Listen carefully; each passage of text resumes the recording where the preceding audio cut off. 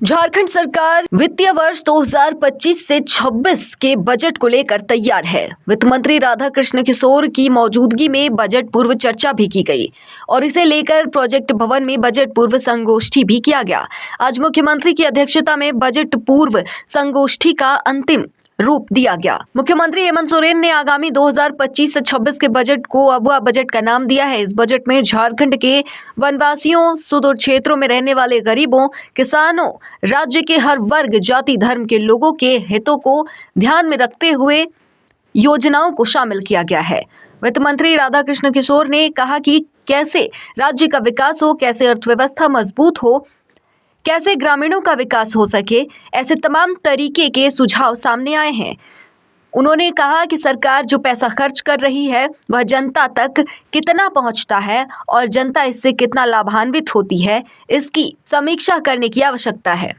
Portal भी निर्धारित किया था जिसके माध्यम से सुझाव आए हैं और 2 दिन का कार्यशाला था जिसमें विभिन्न विभागों के विषयों के विशेषज्ञ को भी आमंत्रित किया गया था और आज इसका पूर्ण रूप देते हुए मुख्यमंत्री जी की अध्यक्षता में संगोष्ठी का आयोजन किया गया जिसमें कई राज्यों के विशेष क्षेत्र में फिर राज्य की आर्थिक समृद्धि कैसे हो उसके लिए हम कैसे ग्रामीण क्षेत्रों की अर्थव्यवस्था को मजबूत करें उसके लिए तो ये सुझाव आए हैं। मुख्यमंत्री जी ने बहुत स्पष्ट रूप से कहा कि हम लोगों ने जो हमारा वित्तीय प्रबंधन है वो काफ़ी मजबूत हुआ है।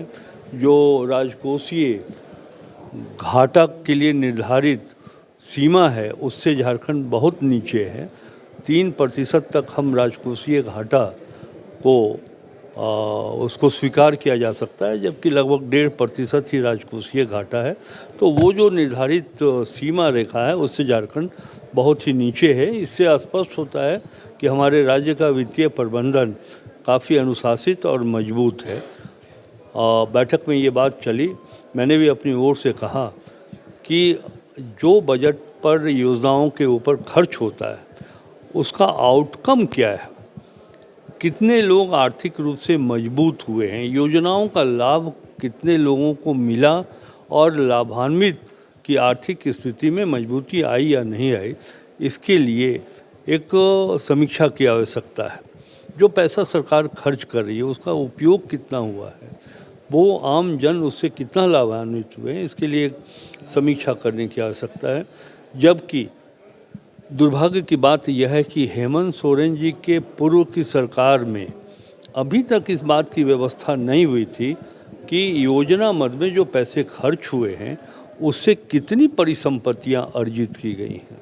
ये बहुत ही दुर्भाग्य की बात है। लेकिन अब जो व्यवस्था हो रही है उसमें ये बात तय किया गया है कि जो पैसा हम दे रहे हैं स्कीम के ऊपर उससे कितने लोगों को लाभ मिला है और उनकी आर्थिक दशा कितनी मजबूत हुई है।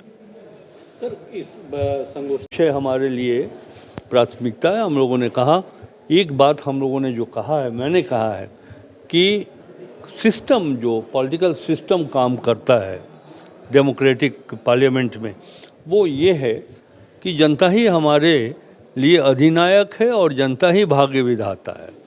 हेमंत सोरेन की सरकार इसी परिभाषा को सामने रख करके कि जनता ही वो माध्यम है जिसके कारण सरकार बनती है, कार्यपालिका का गठन होता है, इसलिए हमारा कमिटमेंट होना चाहिए जनता के प्रति। तो फोकस ये रखा गया है कि हम ग्रामीण अर्थव्यवस्था को मजबूत करने के लिए एग्रीकल्चर सेक्टर में काम करें।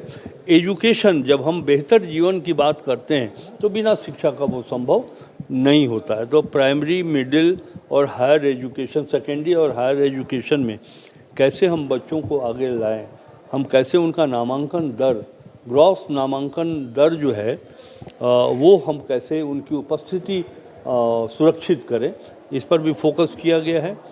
हमारे यहाँ इस राज्य में समस्या ये है कि सूखा प्रभावित राज्य रहा है। जो वर्षा जल है हम उसको बचा नहीं सकते हैं। सतही जल को कैसे बचाया जाए ताकि सतही जल को बचा करके जो भूगर्भीय जल है उसका स्टोरेज हम कैसे बढ़ाएं, इस पर भी चर्चा हुई है।